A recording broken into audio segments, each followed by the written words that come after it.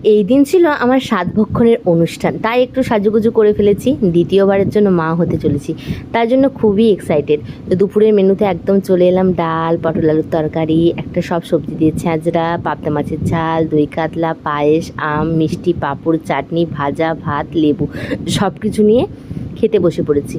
Video করার সেরকমভাবে কোনো প্ল্যান ছিল না, তাও ছোট্ট ছোট্ট ক্লিপগুলো দিয়েই এই ভিডিওটা তৈরি করলাম। তারপরে আমার দেওর একটা কেক এনেছিল, তো সেটাই কেটে ফেলছিলাম। সেদিন ছিল প্রচণ্ড গরম, এখন তো গরম পড়ছে, গরম তো থাকবেই, কিছু করার নেই। তো বাড়ির একদম নিকট আমার সব আত্মীয়দেরকে নিয়ে একদম ছোট্ট করে ঘরোয়াভাবে এই অনুষ্ঠানটা হয়েছিল। তো আমার মেয়েকে কেকটা খাইয়ে দিচ্ছি এবং তারপরে আমাদের বাড়ির সবচেয়ে ছোটো সদস্য আমার দেওরের ছেলে, তাকে খাইয়ে দিলাম।